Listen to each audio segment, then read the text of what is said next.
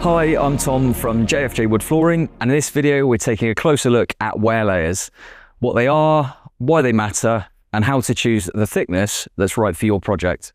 So let's jump straight in by quickly explaining what is meant by a wear layer. On an engineered wood floor, the wear layer is the top section of real hardwood, the part you see, touch, walk on, and crucially sand back when required. It's measured in millimeters and it's part of the overall thickness of the board. So a 21mm thick engineered oak board with a 6mm wear layer is 21mm thick overall, of which 6mm is solid oak. Now, a quick tip when you're looking through specifications, wear layers can often be shown as a number that follows the overall thickness. For example, a 21mm board with a 6mm wear layer will often be listed as a 21-6mm. The first number is the total thickness of the board, and the second number is the thickness of the wear layer. We're going to speak some more later in this video on thicknesses of wear layers and how long they'd last. But before we do that, it's worth pointing out that wear layers do hold some relevance to the overall thickness of the floor. You'll never find a really thin board with a super thick wear layer, and likewise, it's rare you'll find a very thick board with an extremely thin wear layer. And the reason I mention this is that you may have requirements on site that'll determine the thickness of the floor you should choose. The first of which is the subfloor your wood flooring is to be laid on.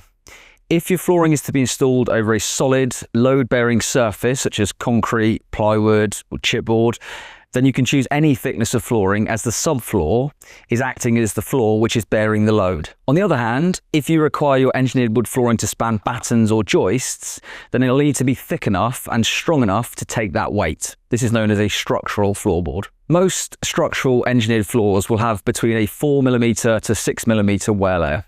So even if you felt as though a thinner wear layer would be adequate, which we'll move on to shortly, you're not likely to find a floor with that thickness of wear layer anyway. Likewise, there are some underfloor heating systems that stipulate a maximum thickness of flooring that you can use over the top of that specific system. So if your underfloor heating system stipulates a maximum thickness of say 50mm, then you're likely to be looking at a floor with a 4mm wear layer or less. Lastly, you might find certain thicknesses of flooring are simply preferable for your property, particularly if you already have internal doors hung and you're looking to avoid any trimming of the doors, or your flooring is to be meeting up other materials and you're looking to keep any changes in level as small as possible. That in itself may be a good reason to pick certain overall thicknesses over others and in turn limit your choices of wear layer.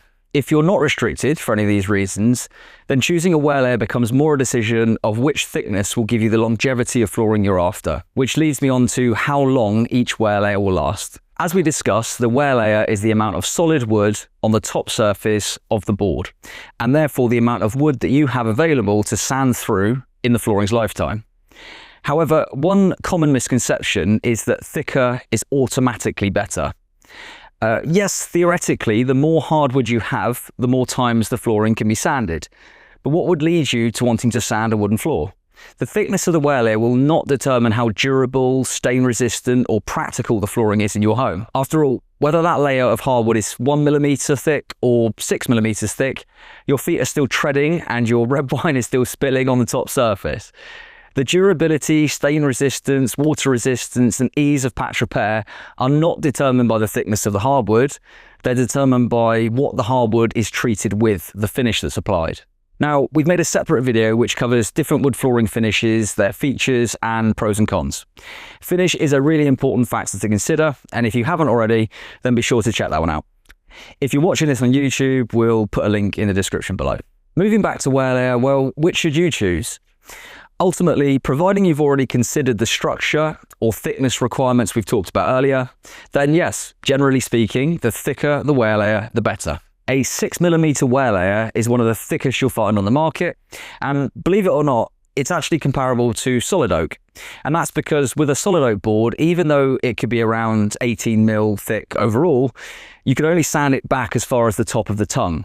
And if you were to measure from the top surface of the board down to the top of the tongue, you get roughly 6mm. By purchasing a board to this spec, you know that you'll get the maximum longevity from the floor, and if your floor is to be installed in a higher traffic environment or a commercial setting, then you may appreciate the peace of mind and knowing that you've got the highest specification. That said, a 6mm wear layer should certainly not be considered a necessity for domestic use. A thinner wear layer, treated with a suitable finish and looked after, will last decades upon decades. I speak to many customers whose flooring lasts well over 10 years between sands. But let's just say you choose a floor with a 3mm wear layer and you sanded the floor every 10 years and took off 1mm of oak per sand. You still have 30 years worth of flooring. So to summarise, I'd suggest you first start by considering whether or not you have any requirements on site that will determine a maximum or minimum overall board thickness. If you do, then this is likely to predetermine the range of wear layers you'll have available for you. If you're not restricted, then consider the nature of the environment the flooring is to be installed in. A busy family kitchen in your forever home perhaps may warrant going for a thicker wear layer, whereas a super thick wear layer in a spare bedroom that's only used occasionally, that could be considered overkill. Don't forget to consider the finish. This will determine the floor's day-to-day practicality and how easy the floor is to both live with and look after. And last, but certainly not least, consider your budget. You may find that once you've looked at the overall cost difference between, say, a 4mm and a 6mm wear layer, you'll either think, in the grand scheme of things, I'd rather spend a few extra £100 or whatever it might be on a 6mm wear layer, or you may conclude, actually, I don't think a 6mm is necessary. I can save myself that money and use that money to achieve a more robust finish, for example. So there is no single best wear layer. It depends on your on-site conditions, your preferences and budget. Just know that any hardwood floor treated with the right finish will provide a stunning, practical and long-lasting flooring solution. I hope this video has been useful, and should you have any further questions, please don't hesitate to reach out to me or our team here at JFJ. We're a family-run business and we'd love to speak to you about your project. Thanks for watching.